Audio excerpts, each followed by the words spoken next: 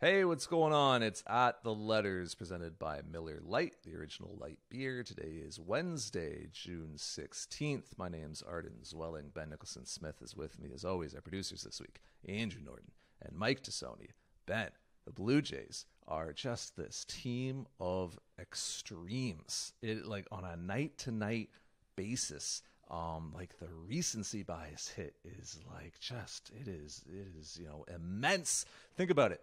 What 2 days ago, 3 days ago, they blow out the Boston Red Sox by like a couple touchdowns, score like 18 runs, and it's this team could be special. Who's gonna pitch to this lineup? They haven't even added George Springer yet. This offense is off the charts. They're this plucky young group on the rise, and they're going to the postseason. And like, here we go. They're going to take down the American League East.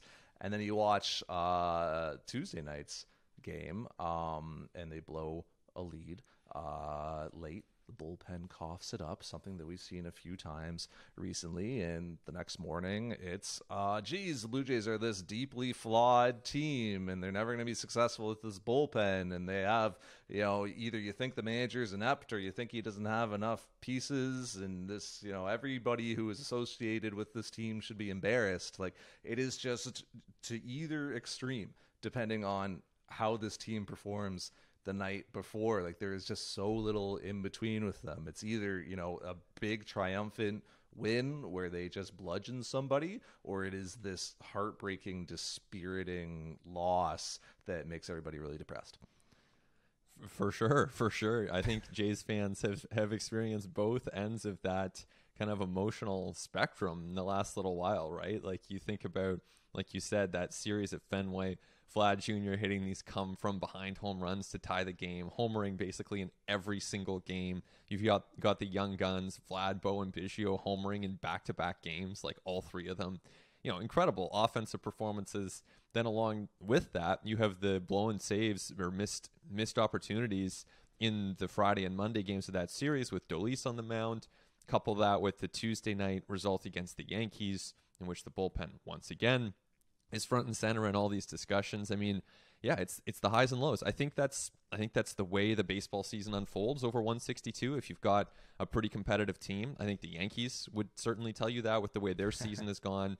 I think if you look back at some of the more memorable Blue Jays seasons, whether it's 15 or 16, it's not uncommon. And it's not to say that, we know where the result is going to lead. This team has real issues, the bullpen being front and center in that, as we discussed last week. I mean, they need help a week ago or 2 weeks ago, 3 weeks ago at this point.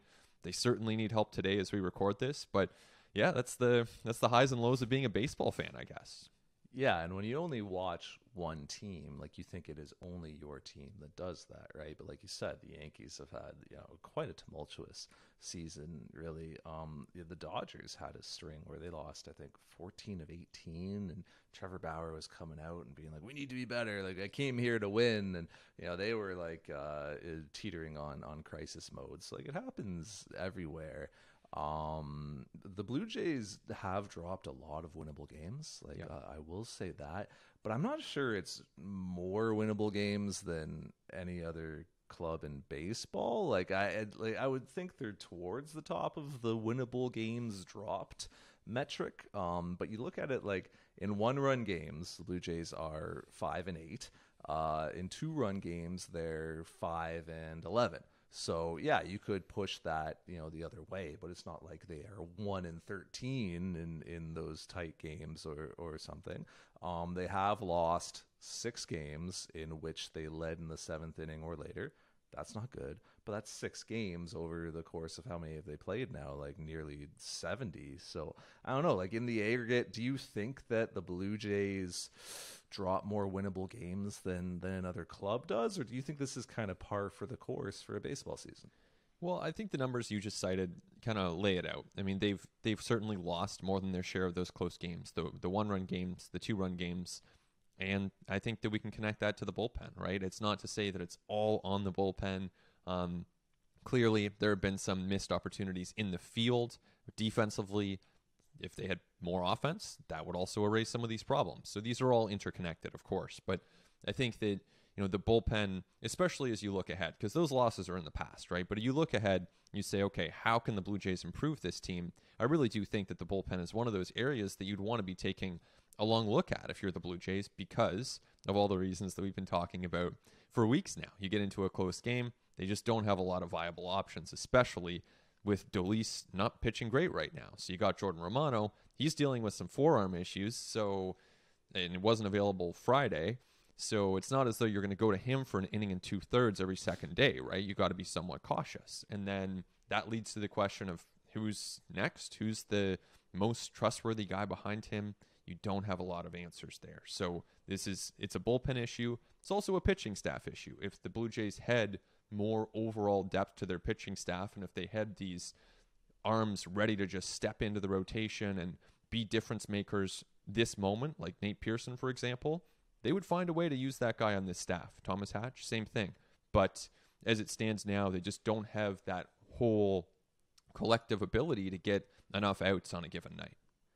It's an injury issue is what it is, I think, honestly. Like, that is there's a million different things going on, but the very root, like the very seed of this is an injury issue. Because, look, Ben, I'll build you a pretty good bullpen right now, okay? Your closer is Kirby Yates. Your setup guys are Julian Merriweather, Ryan Barucki, and David Phelps. Those are the guys who pitch in 7th, 8th inning, get the ball to Yates in the 9th. They can all face leverage. You want some middle inning guys in that bullpen? All right, A.J. Cole can come in middle innings. He can come in with runners on and has had a lot of success in those spots before. Patrick Murphy, another guy who kind of young, up and coming, but big fastball, big curveball, could use them against righties really effectively in middle innings. Great. You want a left-handed specialist? Get some tough lefties out. Here's Travis Bergen, really good against lefties. I've already got 7 guys. We'll throw 8 in there because you need a mop-up guy, kind of a long relief option. Tommy Malone. Perfect, right? There's an 8-man bullpen. Pretty good. You'd feel really good about that bullpen. The Blue Jays have that bullpen. They're just all injured. Those 8 guys are all on the injured list. So I get it. Charlie Montoyo obviously doesn't have enough leverage relief options right now. Clearly the Blue Jays need bullpen help, but I don't know that, I don't think that this, the blame for what's happening at the bullpen right now, I certainly don't think it falls at the feet of Charlie Montoyo, who's just working with what he has. I don't know that it falls at the feet of the front office either, and of the people who constructed the roster, because it's there's 8 guys. How much depth could you possibly build to withstand that much attrition? It's kind of ridiculous.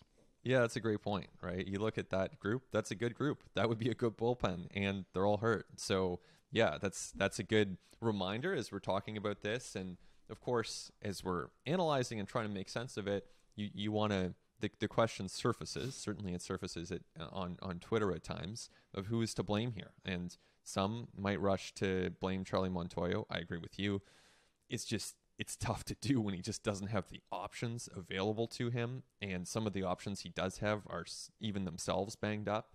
And then the front office too. I mean, they certainly had a capable bullpen that just got hurt, as you outlined. So it's hard to say that the way that they went into the season was somehow deeply flawed. Now, knowing what we do, the front office knows what we do as well, and they now have an opportunity in front of them to address this need. So now they're in this situation. It's incumbent on them to address it, and this is a need that they do need to address and make the most of a team that is incredibly promising and is not only emerging, but I think they're here in so many ways. I mean, this baseball team with Vlad Guerrero Jr. at the center of it has the ability to win now. They can be a team that wins playoff series. And I know it seems so distant and it might not happen, but I really believe that the talent exists on this team to do that. But to get to that point, they need to reinforce this pitching staff. And that means more work for a front office that, as you said, has already assembled a lot of bullpen arms. Building bullpens is tough, man. It's really hard. It's the most volatile position group in the game and is so impacted by luck and by crazy home run rates and by injuries. I just think the Blue Jays built a decent one coming into this game. Clearly, injuries and in some cases underperformance in some really tough spots has sabotaged it. But it's like, it's funny, I was talking about the recency bias earlier in the podcast. Like, it's funny, this is the same front office that has been like rightly praised over the last 4-5 years for consistently unearthing like gems on the relief market. Like Dominic Leone became Randall Grichuk. David Phelps became Thomas Hatch and then came back again. Joe Smith became Samad Taylor, who is like currently tearing up Double A. Daniel Hudson, Senwan O, Tyler Clippard, Joe Biagini in the Rule 5 draft was useful for a while. Like, there's a strong track record here of making really good value bets on relievers from this front office. And like, oh, by the way, they did again this year. Like, Joel Payamps comes off waivers and is having this really strong season. And like, yes, doesn't strike a ton of dudes out, but you see it there in like the doggedness and competitiveness on the mound and the way he uses his fastball and the way he attacks. Like, he's been really useful for this club out of the bullpen. Anthony Castro plucked off the edges of like not a good team's roster, plucked off the edges of a rebuilding team's roster of the Detroit Tigers. Like, that is a demonstration of like how far ahead as an organization the Blue Jays are at identifying and developing pitching talent than the Tigers are. That the Tigers like were like, yeah, we could let this guy go. Like, we'll expose him to waivers. If another club takes him, that's fine. And Blue Jays were like, hell yeah, we'll take that guy and his like big fastball and like awesome breaking weapon, and we will develop him into a major league bullpen arm who, like, I understand we're coming off of Tuesday night's game where he had, Brett Gardner got him on a okay pitch, and, Riley Adams didn't help him out a ton behind the plates, thrown to a minor league catcher. But like, Anthony Castro has been a success story this season. Man, could a rebuilding club like the Detroit Tigers use a young, controllable piece like an Anthony Castro on their team? So like, the Blue Jays front office, like, I think has just done well, honestly, like objectively, with relievers over time now. I just can't imagine how you could withstand this attrition rate. Like, I don't think that any club could have withstood the amount of injuries that the Blue Jays have had in the bullpen, and even the way they've had to kind of push guys, like you mentioned, like Romano and Delise, maybe beyond is the rate that you would want to use them to this point. It's all kind of compounded on itself. Right. So I think just as you wouldn't want to pin this on Charlie Montoyo and say, he's inept, he can't handle a bullpen. I think along those lines too, you don't want to say this Blue Jays front office has no idea. How could they be fielding this bullpen? This is a failure on their part. Now, if it continues for 2 months, I think it is a failure on their part, because what you need to do is respond to whatever happens, whatever occurs in the course of a season. It's the job of that front office to respond, even if it was unpredictable, even if it was exceptional when it comes to the amount of injuries that you face, because the best GMs in baseball don't only make those trades that set up a team to compete, but they're able to make those trades on the fly in the course of a season where things go unexpected and things maybe go off the rails, and they need to adjust, they need to adapt to what's in front of them.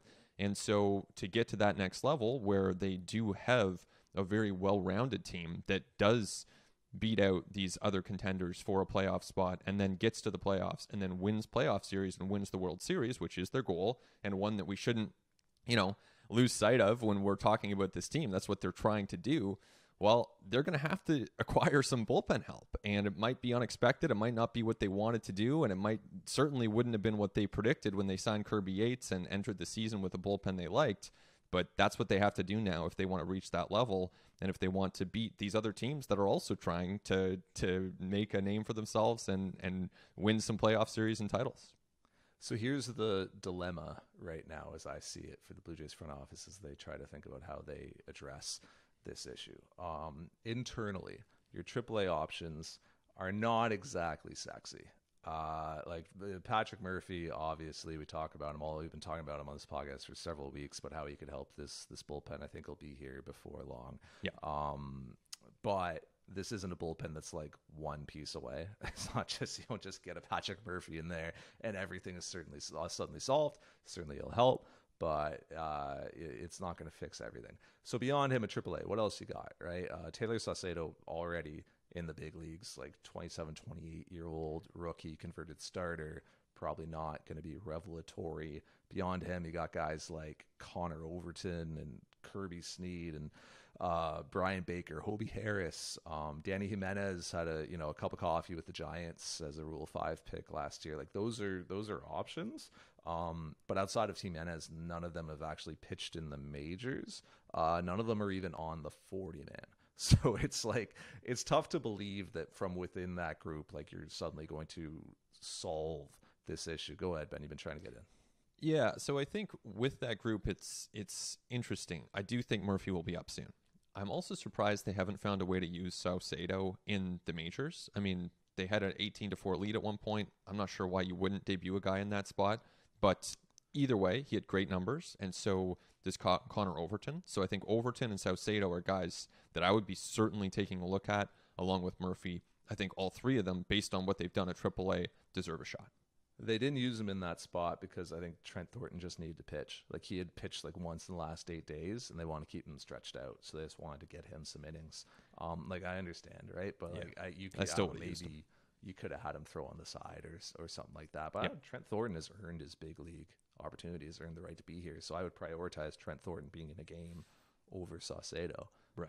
I would have done it differently. But, I just think either way, those are the circumstances in that scenario. Anyway, internal options, not sexy. All right, external options, like go make a trade, go get somebody. Well, what team is really motivated right now to deal a top arm?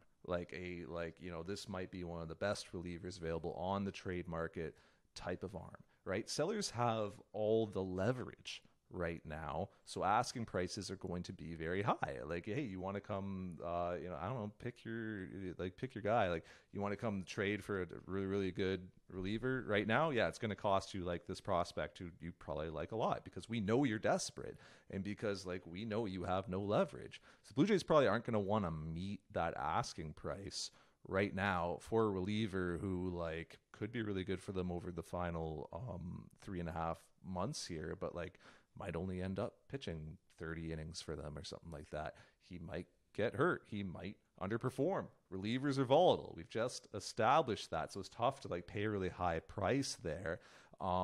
Sellers are also going to be motivated to wait till closer to the deadline when there's going to be more bidders. You can drum up more of a market, and you can like maybe get players from other organizations that you really like who aren't on the table now, but could be on the table closer to July 30th. Also, something we don't talk about a whole lot is that fans are back in the stands this year.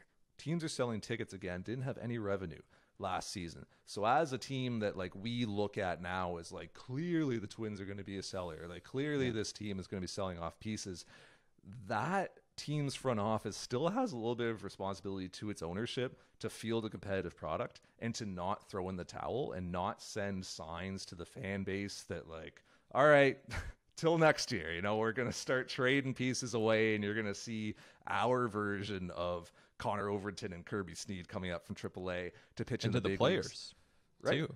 To the players as well, right? And so because you still got to sell tickets. Like you got revenue this year when you didn't have any last season. So you want to like remain as quote unquote realistic and competitive for as long as possible, so you can keep putting butts in seats. Like I think that your owner is probably going to want you to delay any potential sell-off for as long as possible. So how do you see the Blue Jays kind of going outside the organization to make a deal here? Like to me, that's the dilemma. Internally, not great options. Externally, it's hard to see how like a legit deal gets done over even the next couple weeks. Well, I think you start internal, and I think you see what guys like Patrick Murphy can do. I think by the time a lot of people listen to this, Patrick Murphy has a good chance to be on the Blue Jays. Like we said, Overton, Saucedo, those guys have a chance to be, something. We'll see. Anthony Castro surprised people. More people will surprise and emerge from the bullpen in the course of this season. So take a look there. But ultimately, they are going to have to shop for relief help, and you've just got to pay that price if you want to make a move now. They might have to pay a bit more. That's part of that creativity. You have a great farm system. No reason not to use it. I mean, it doesn't mean that you pay double price. It doesn't mean that you go crazy, but they have a lot of prospects, and there are some interesting arms out there. If Daniel Hudson were healthy, he's an arm that I would point to. Your kind of classic veteran rental, a right-hander having a good year, injured right now with an elbow, 2-time TJ, so we'll see where that goes. Ross Detweiler, I mean, it's not an exciting name, but he's a lefty who's getting outs with the Marlins. You could look at him. That's another like rental veteran arm. Price, you would have to imagine, wouldn't be that high. Now, if you're talking more on the lines of controllable arms, you could look at a guy, former Jay, Kendall Graveman. He's having a nice year in Seattle. You could look at Paul Fry with the Orioles. He's having a very good year, gets a ton of ground balls, a lot of strikeouts, controllable. Again, the price is probably going to be a little higher if you're talking about guys who can be controlled for a couple of seasons and can help for an extended period. So, I don't know exactly what the name is. Those are a few names that I would throw out there. But, if you're the Jays, now that's just part of the challenge, is finding that name, navigating that environment that you described there, which I agree with. And you've got to get some help for a team that deserves it. If I'm Seattle and I have a Kendall Graveman to deal, and I'm clearly, going to be moving him before the trade deadline, like I'm looking around and I'm saying, well, the Toronto Blue Jays aren't the only team that needs bullpen help. Like, there are going to be other teams looking for relievers closer to the deadline. Like, again, it's like that sort of, everybody stares at the tree and kind of misses the forest. That, like, there's lots of clubs that are going through this. The last 30 days, Blue Jays relievers have allowed 54 runs for a 5.02 ERA and a 2.24 batting average against. Really bad, right? Last 3 days, Houston Astros relievers have allowed 60 runs, 4.68 ERA, 2.33 batting average against. Houston needs relief help. It's one of the best teams in the American League. They're going to be looking for relievers. Their bullpen has been worse over the last 30 days than the Blue Jays bullpen. You even look in like the context of like the full season, the Blue Jays bullpen is below average, but it's not like bottom 10 in bullpen WAR over a full season. And it's actually above MLB average, like in ERA and strand rate, strikeout rate, home run rate. It's not one of the best bullpens, and this is the context of the full season. Obviously, the Blue Jays' struggles have been recent, but my point is there are other clubs that are going to be looking for bullpen help. The Atlanta Braves are going to be looking for bullpen help. The Los Angeles Angels are going to be looking for bullpen help. Like, these are clubs that have had trouble with their bullpen. So if I'm a seller, I'm saying the Blue Jays might be desperate right now, but meet this super high price and we can get a deal done. You're not meeting that high price, which no front office wants to get written up on Fangraphs as being I can't believe you gave up this 45 future value guy or whatever for a friggin' reliever. I can't believe that a club in 2021 would do this. Then, the Blue Jays not making that offer. I'm saying, all right, I'm going to hang out, wait around till July when I'm just going to have more of a market.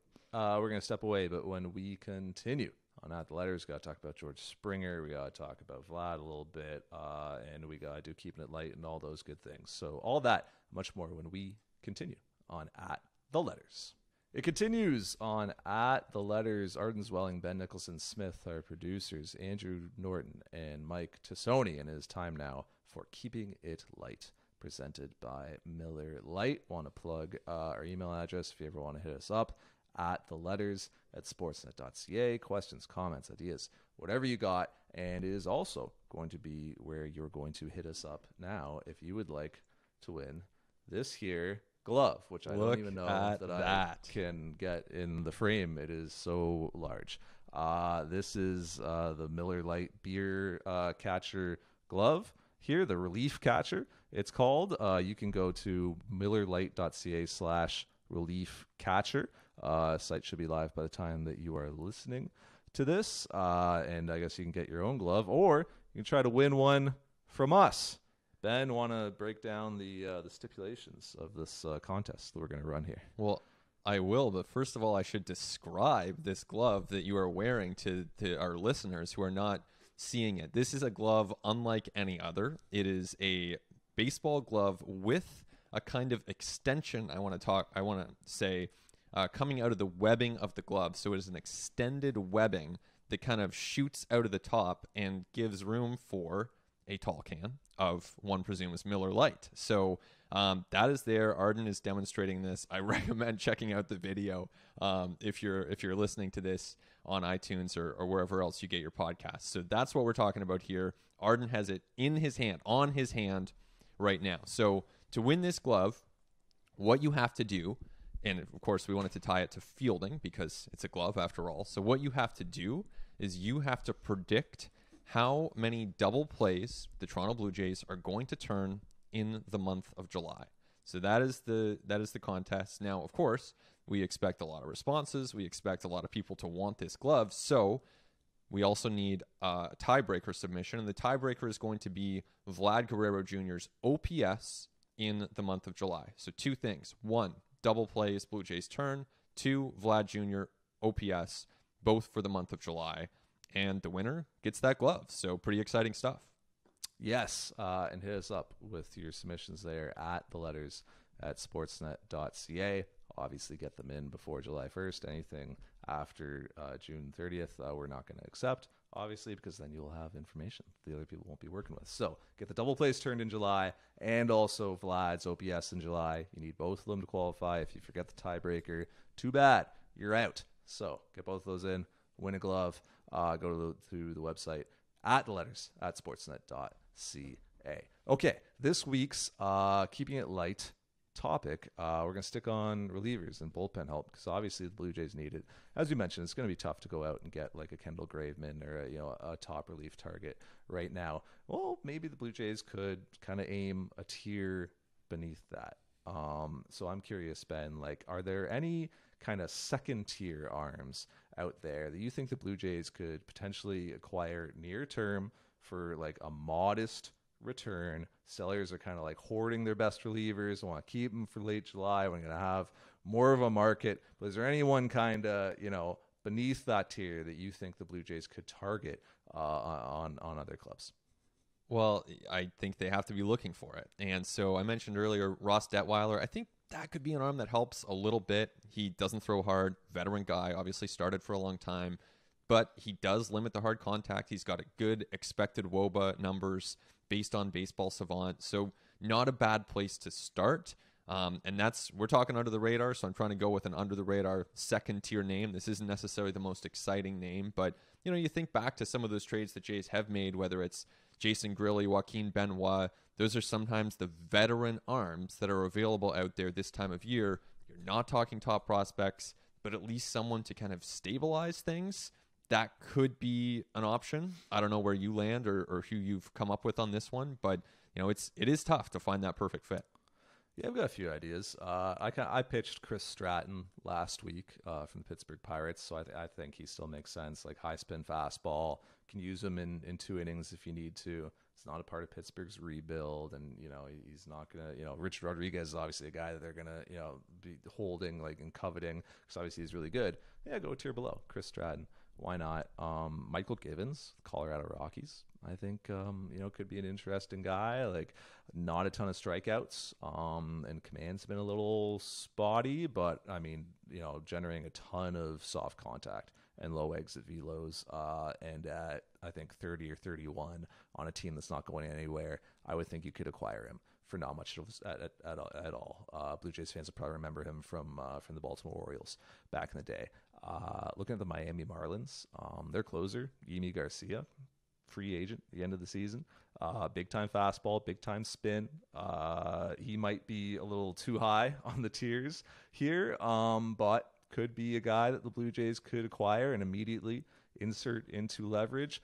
Also, Richard Blyer with Miami, who is like, again, soft tossing lefty veteran guy, like not a sexy pickup, but he actually has a really strong sinker that gets a ton of ground balls, and most importantly, he throws strikes, doesn't walk anybody, and his strikeout rate is like actually kind of surprisingly up this season. He's getting a ton of chase with this like kind of really sneaky cutter that he's been using this year. So that's another guy. And then 2 Seattle Mariners that I will point out, JT Chagwa, who's having this like weird breakout year at the age of 30 in probably like his 4th or 5th organization. But it's like a 95, 96 mile an hour fastball. Gets a lot of soft contact, a lot of swing and miss with his slider, really strong peripherals, 19 strikeouts and 2 walks over 17 innings. The Mariners have actually recently elevated him to facing leverage, and it's been going well. So he's got that experience, and he's a former Dodger. Typically, the Los Angeles Dodgers know what they're doing with pitchers and roster, guys with potential and guys who could be something. So that's a guy I'd look to. And then also on the Mariners, Drew Steckenrider, who is like another sort of late bloomer type, having a big season in his early 30s. I think they've been using him in leverage as well. Not overwhelming stuff. It's like a 93 mile an hour fastball and like this kind of low spin, big looping curveball. But he throws his stuff for strikes, gets a lot of soft contact, and he's got a kind of interesting changeup as well that he's been using effectively this year. And the Blue Jays like to acquire pitchers that they think haven't been using their changeups enough and get them to use them more. So I would look to those guys as kind of like some second tier candidates who you would think the prices wouldn't be super, super high on, that the Blue Jays could target for maybe some immediate relief help. Right. I mean, you look at those names, right, and the rosters where those names might be available, as you obviously did, and I was doing this in anticipation of this question as well. It's actually kind of hard to find guys who check all those boxes, right? You want someone who's performing now, someone who's healthy now, someone who's not, in his first couple of years of team control, or else, probably that ball club's going to hold on to him. And he's got to be on a team that's clearly losing for the reasons we discussed before. You don't want to be, trying to get someone from the Minnesota Twins, even the Washington Nationals with Daniel Hudson. Probably not the move you're able to make right now. So threading that needle, actually pretty tough. Yeah, it is tough, and bullpens are tough. Blue Jays finding that out right now. What's not tough is Vladimir Guerrero Jr. just barreling baseball. So you got sticky stuff on the ball. You don't have sticky stuff.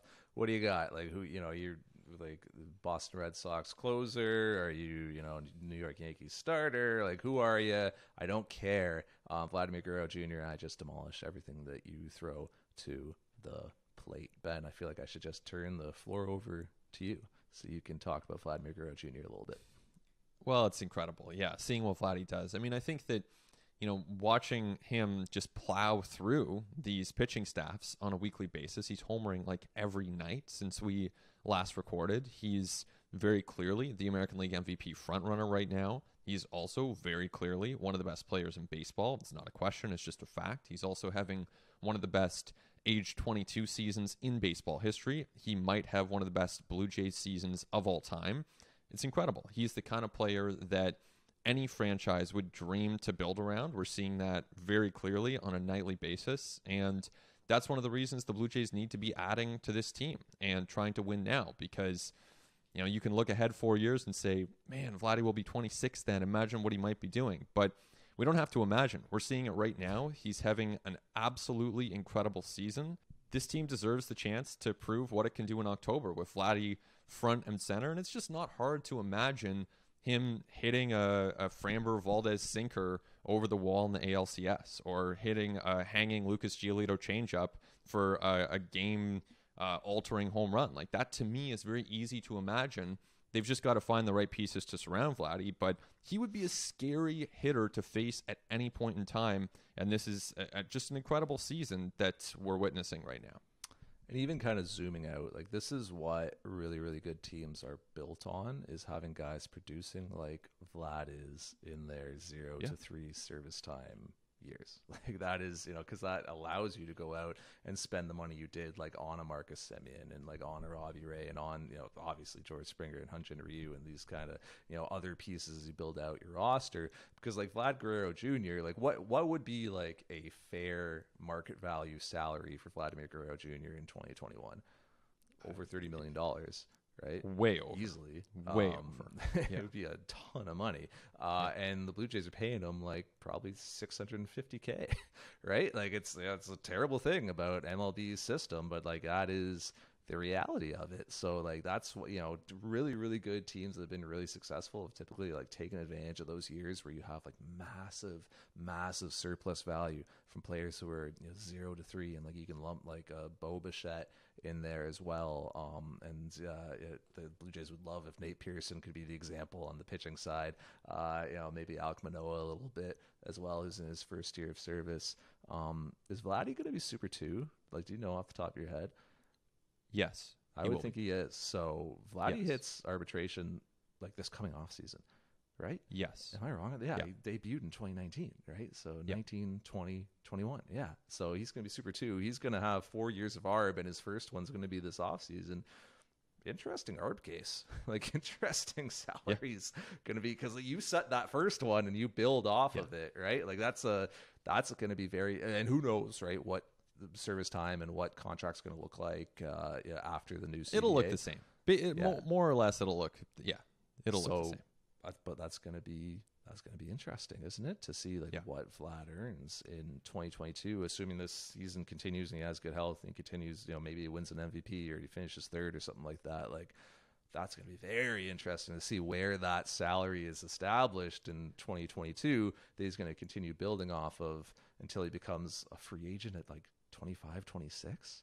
That's wild, man. Well, the Blue Jays need to make sure that doesn't happen. I mean, it will be a big raise coming Vladdy's way, but you think about Derek Jeter, you think about Clayton Kershaw, you think about Alex Bregman or Jose Altuve. Like, at a certain point, if you're one of the best players in baseball and you're playing for a big, or in the Blue Jays case, obviously a big market team, they need to lock him up. You're not testing the market. You're not letting that one get too close. If he continues this for another, I'm not saying they do it tomorrow because it's just not the time, but you could certainly look at that in a few months. If not this offseason, then the one after that.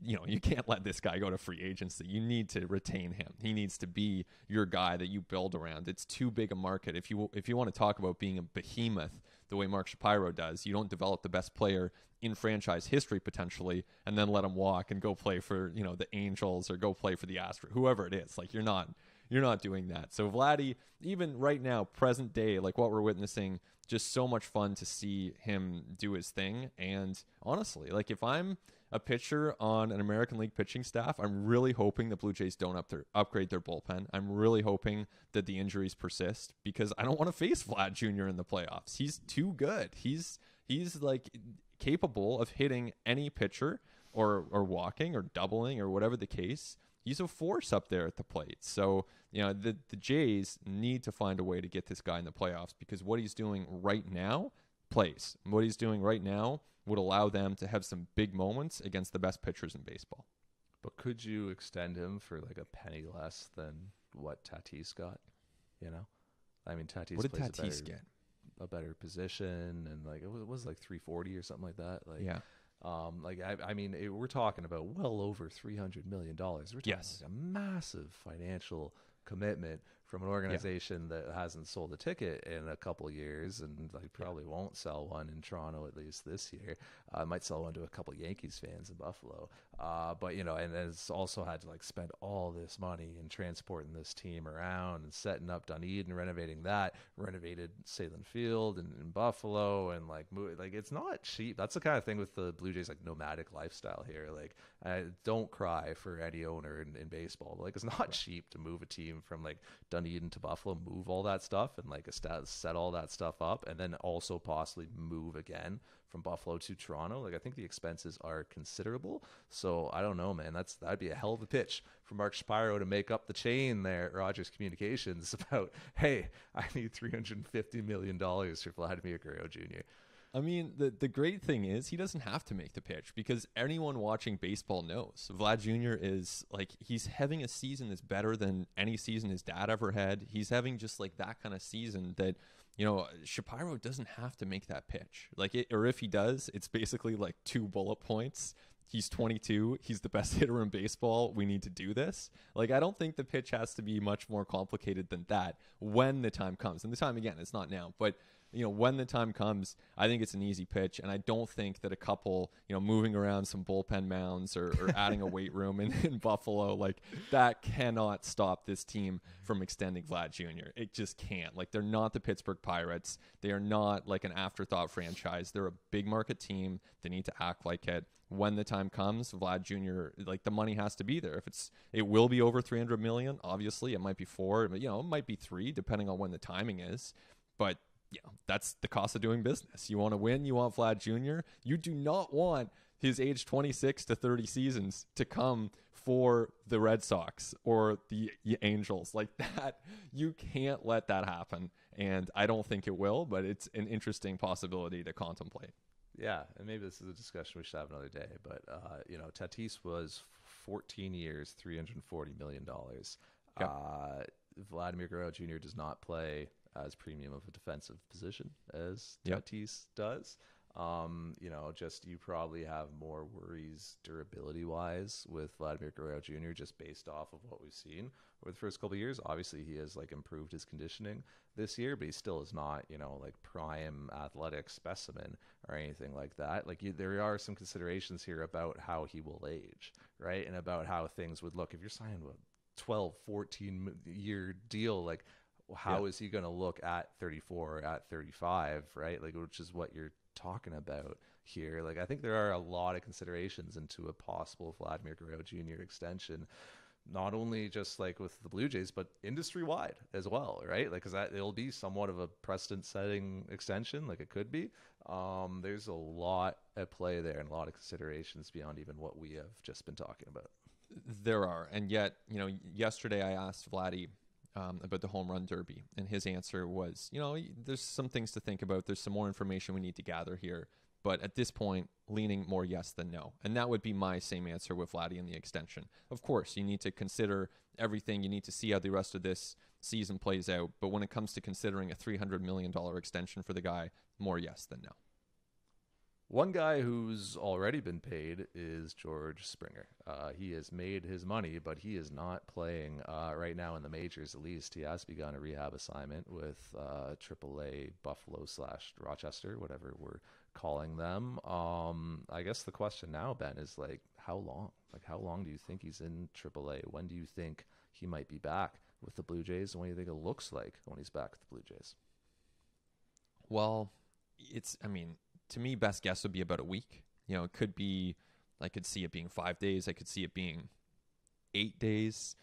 I don't really foresee a 14-day rehab assignment. I just don't see that being the case. But I would guess they've been slow. They've been deliberate. I'd say about a week. So, by the time we record next, I could see him being back in the majors. Yeah, they're going to want to see something 7, 8, 9 innings in the field defensively, I think, before they get him back. They're going to want to, see obviously how he's feeling, day to day, how he's recovering from the workload. And they're also going to want him to be comfortable at the plate. It's been 6 weeks since the guy's faced live pitching. It's been a long time. So they're going to want to take some, make sure that he is George Springer at the plate before you bring him back. Is Rowdy Tellez kind of the obvious guy who goes to AAA when Springer comes back, just because you assume the DH at bats aren't quite going to be there for Rowdy, thinking Springer is going to need his DH time, and obviously other players are going to need to be cycled through that position as well. I guess it depends on exactly where they are in the schedule, how many off days, what the state of the pitching staff is. I think when it comes to playing time, yes, Rowdy's the guy who loses out. I think there's a case to be made for keeping Tellez in the majors as a bench bat. I know that Jays tend to view that a little differently than I might, and they tend to prioritize having more bullpen. So that might mean that Rowdy loses the roster spot. But yeah, I think when it comes to playing time, the way that it should shake out, and this won't be a surprise to people who have listened to ATL, but I think you go Grichuk and right, Teoscar in left, Springer in center most of the time, and Gurriel becomes your DH. I just think the more time that Gurriel Jr. is DHing, the better for the defense on this team. And so that's the way that I would configure things on most days, understanding obviously that that's going to switch. You're going to rotate guys through, and more injuries will come up as well. Last thing to touch on would be the starting rotation because Steven Matz has tested positive for the COVID-19 virus, so he's going to miss at least 10 days, if not a little bit more. The club's telling us that he's asymptomatic, and that is good. Wishing him the best and health for him and his family and all that. But the Blue Jays going to need somebody to start here on Thursday.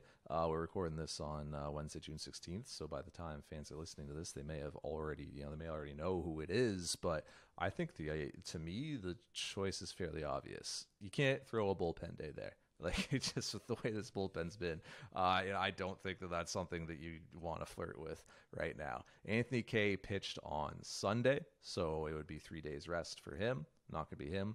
Thomas Hatch is on turn, but he has only gotten up to 2 innings each of his last 2 outings. He's still only stretched out to 50 pitches. Nate Pearson. It's got to be Nate Pearson. I think he is the guy coming off of a relatively strong outing his last time out. 5 innings pitched, no runs, 3 hits, 3 walks, 6 strikeouts, got up to 87 pitches. I think this is Pearson's start. I think it should be Pearson's start.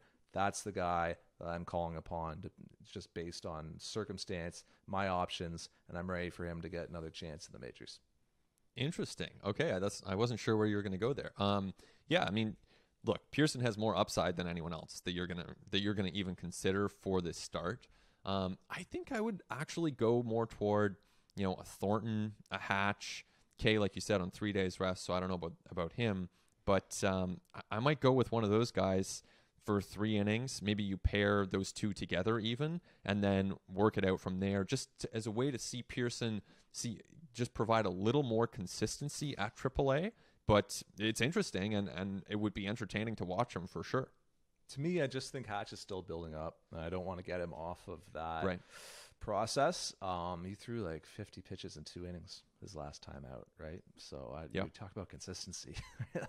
I'd like to see him get some consistency. Yep. I just think that it's Pearson's time. I think he's served his time. Like, I just think you bring him back to the majors and see what he can do. Hopefully he gets hot, right? And hopefully he finds something and he's back to the guy that we've obviously seen earlier in his career, because like he is just so important to the future of this organization. Clock's obviously already ticking on him, and I also think you put him in this rotation, you could actually like bump Hyun-Jin Ryu back a day and give him that extra day that I think he really needs right now. Yeah. You look at the last few outings from Ryu, and it has not been peak Hyun-Jin Ryu. He, and typically when he goes through these kind of phases, these stretches, it's because something's not feeling great with him. And I think that he's a guy who just kind of carries a lot of minor injuries that he battles through and competes through at all times. And I just kind of wonder if there's something that is bugging him a little bit more than he's letting on at the moment, because you kind of look at his changeup on Tuesday just was not there, and his cutter has not been as effective as we've seen in the past. It hasn't been getting the chases and the swinging strikes that they needs to be getting with those pitches. And he's a guy who just walks such a fine line of effectiveness, just considering that he doesn't have overpowering stuff. Like, he's obviously a tremendous pitcher. He can carve up any team in baseball with location and command and control, but he needs those traits, right? Because it's not like he can just be like, oh, I don't have my command today, I don't have my best location, okay, I'm just going to rear back and, hawk 97, 98 and find a way to get through this. Like, he needs his pitches to be working the way he needs them to. So if I'm the Blue Jays, I'm getting him that extra day right now and seeing if I can kind of help him through what he is going through at the moment. Yeah, Ryu has set the bar so high ever since the Jays signed him. And so it's important to remember that context as we discuss him, of course. But I think the month that we've seen from him is the worst that we've seen as a Blue Jay. I mean, it's been just a little off. His command hasn't been as sharp. The results haven't been as good. And so I totally agree. You want to find ways to get him extra days. I think with Manoah, too, I mean, case to be made. He just made his first start ever on 4 days rest. Went great. I mean, Manoah has done just a really good job. I think he's definitely shown that he was ready for this challenge, that the Blue Jays were not too aggressive in promoting him. To have an ERA under 3, despite facing the White Sox and Red Sox and Yankees on the road, that's impressive. But still, you want to be cautious. You want to give these guys breathers when you can. Obviously, Matz is getting one right now. Even Robbie Ray, he's been very durable. He's made his starts over the course of the last 3 seasons, as you recently wrote. I mean, he's a guy who takes the ball. That's a good sign, but still, more rest doesn't hurt. So this is, it does tie back to our bullpen discussion too, where the more starting pitching you add, the more you can give these guys breaks, the more, hey, if Ross Stripling becomes your number 6 starter, that's okay. Like, that's a fine situation to be in if the Blue Jays find a starting pitcher that they can trade for, and then that has a whole cascading effect for the rest of the bullpen. But yeah, to your point, I think it makes sense to find breathers for these guys as we approach the All-Star break. Yeah, I'm glad you brought that up, because we don't talk about Robbie Ray's durability enough. Like, we don't talk about how consistent he's been just in making his starts. Like, obviously he's having this tremendous year where the strikeouts are actually kind of consistent with where the strikeouts have always been. He's just like really lowered the walk rate, which has been huge for him. And he's kind of gotten his strikeouts quicker and been a bit more efficient with his pitches, which has helped him a lot. But like, this guy is like, top 5, I think, in starts over the last few years, and like top 30 in innings pitched, which is incredible because last season he like walked everybody and couldn't get anybody out, and still has put up a serious bulk of innings pitched. He's just durable. And it's like one of the most underrated traits and characteristics in a pitcher is durability. And you think about it, it's not like he's a soft tosser. Like, he's out there throwing 96, 97, 98. He's out there with an effortful delivery. You can hear it. You can hear it, man. Like, he grunts like a tennis player behind every pitch. Like, he is out there giving his all and whipping the ball, putting a ton of spin on it, like just a ton of movement, throwing with conviction. And like, he has not had injuries, well, he's definitely had injuries. He has not had injuries that he's had to miss time with. Like, he missed time because he smashed up his elbow falling down a flight of stairs trying to protect his son, right? Like, he has not had some of the wear and tear soft tissue stuff that we have seen so many other pitchers across baseball come down with. So like, it's a serious credit to him, and the work he puts in. Clearly, something we don't talk about enough is his durability and how valuable it's been to this club. And as you mentioned, Alek Manoah looking good. Blue Jays rotation, like, you feel okay with it right now, and you've got some interesting depth behind it in Pearson and Hatch, Anthony Kay at AAA level. But I think the Blue Jays still need to acquire a starter.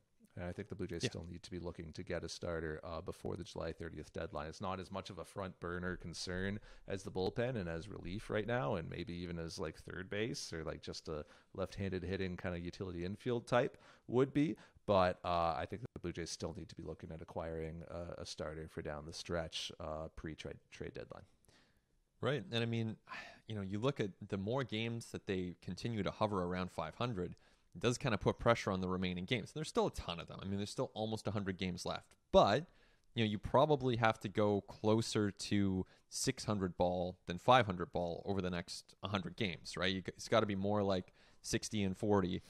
You probably can't go 53 and 47 and make the playoffs. I mean, you can't. It's just not going to be enough for this team. So all that points to, okay, whatever holes exist on this team, you really do want to address them, because you are going to need those extra marginal wins. It's very much, it's less likely that this team will just cruise in. It's more likely that they will be fighting until the very end and trying to make a wild card in the last week of the season. So you need to reinforce this roster as much as you can.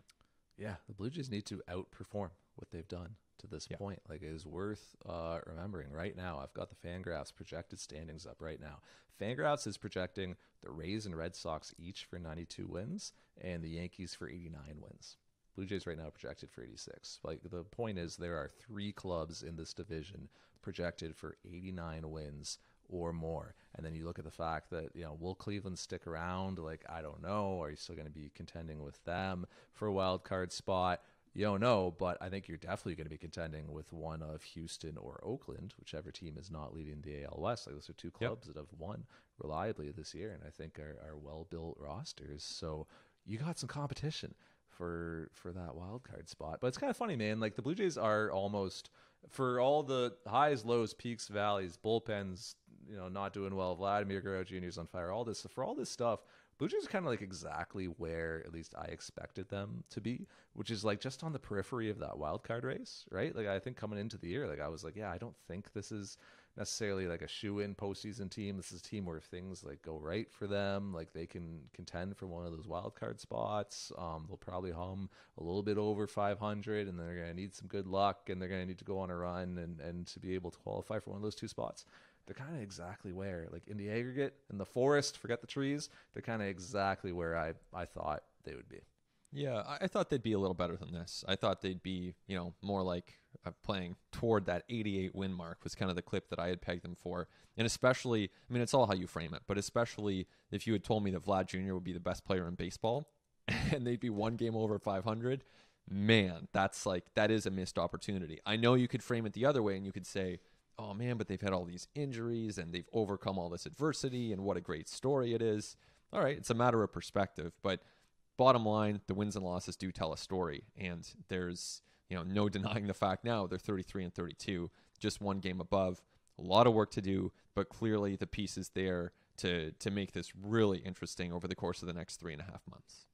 Yeah, we shall see. That's Ben Nicholson-Smith. My name's Arden Zwelling. Our producers this week were Andrew Norton and Mike Tassoni. Thanks as always for their help, and thanks to you for listening. Talk to you next time on At the Letters.